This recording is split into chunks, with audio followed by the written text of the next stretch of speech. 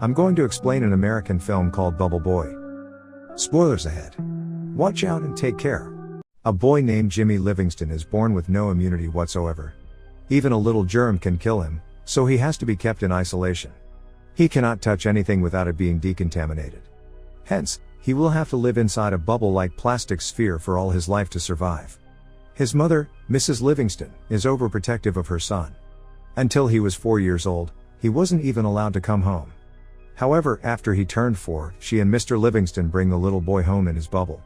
His room too has a huge bubble, so he can walk inside it. The bubble has a pair of protruded hands that his parents can use to touch him. All his toys are decontaminated to be free of the smallest of the germs and kept inside the bubble. Jimmy has lived in that room ever since. Mrs. Livingston doesn't ever want him to leave the bubble, so she ends all the bedtime stories with the princess dying because they were let free. He is only allowed to watch one TV channel and read one magazine, because Mrs. Livingston insists they are the only ones ever made. She also uses the protruded arms to cut his hair and hug her son.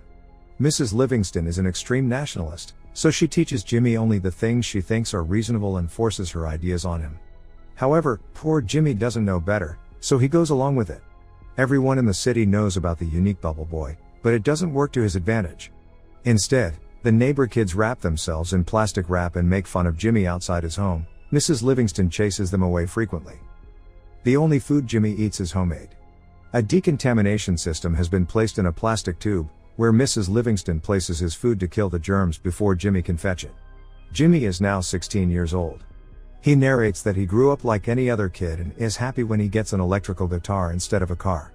Until one day, he is at his window when he sees a new girl his age named Chloe moving into his neighborhood.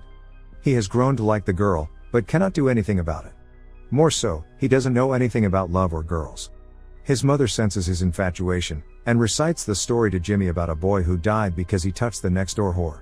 For the next few years, he watches Chloe through his windows a lot. She also notices him watching her. He narrates that he knows something is happening to him, but he doesn't know what. One morning, he wakes up with an erection and is petrified. Unknown to the concept, he hits himself with a bat. He cries and calls his mother. Mrs. Livingston comes in and makes him repeat the Pledge of Allegiance until he calms down. Chloe has a group of popular friends who make fun of Jimmy, calling him the Bubble Boy. She seems to be defensive towards him. One day, she knocks on the Livingston's door and Mr. Livingston lets her in. She sees the system of plastic tubes all around the house, and is fascinated. She follows the tube and reaches Jimmy's room. Jimmy is surprised and nervous because his mother is the only woman he has talked to. Chloe talks to him and tells him she likes his guitar. Jimmy tries teaching her to play it with the protruded hands. He starts reciting the Pledge of Allegiance in the middle of it.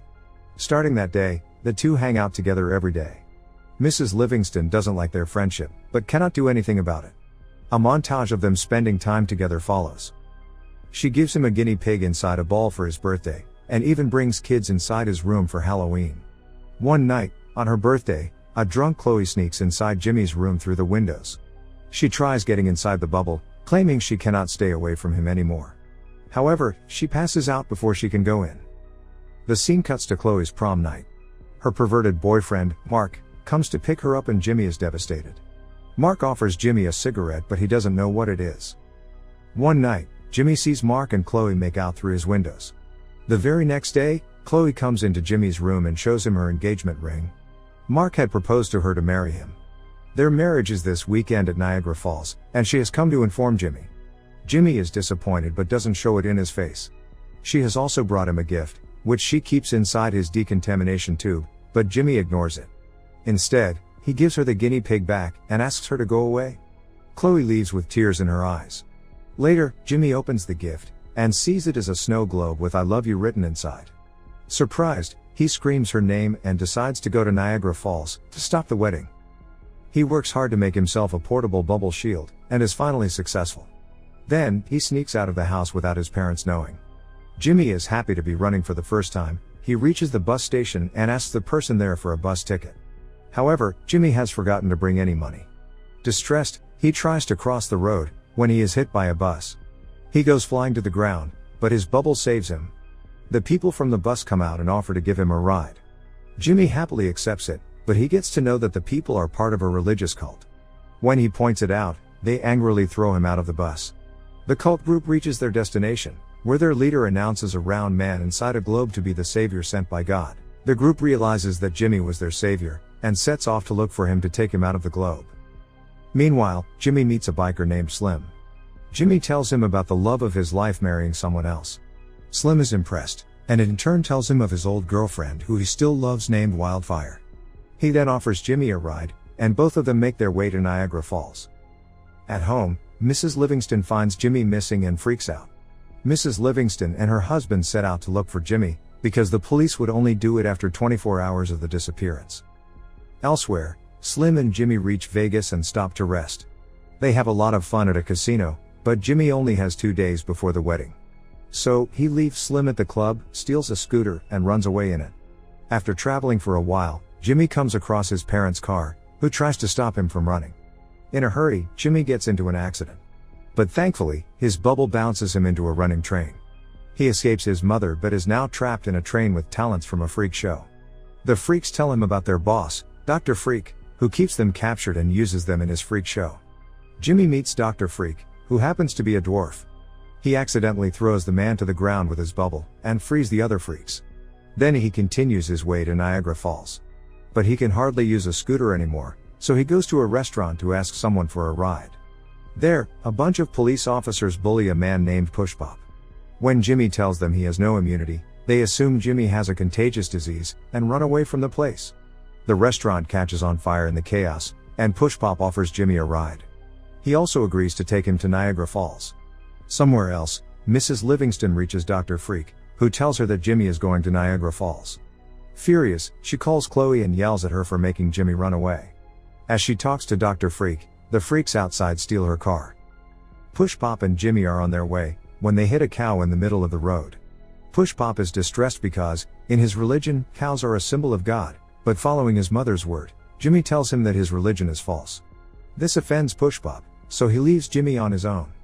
Jimmy then somehow reaches New York. He asks for a ride from an old man named Pippi, to which he agrees. Jimmy wakes up the next morning and the man is still driving the car. Jimmy soon realizes that Pippi is lying lifeless, and the car hits a billboard. Jimmy goes into a grocery store and calls Chloe. Mark picks up the phone and tells Jimmy to give up, because he is about to marry Chloe in an hour. He is now hopeless, so he calls his mother and asks her to come to pick him. Both his parents drive to him, and get him inside the car. Mrs. Livingston goes to the washroom, when Mr. Livingston asks Jimmy how it felt to be outside for the first time. The father and son bond. Mr. Livingston tells Jimmy to not give up before trying. Taking his words, Jimmy runs to stop the wedding. Mrs. Livingston sees this, and follows him in their car. At the same time, the cult group finds Jimmy and follows him as well.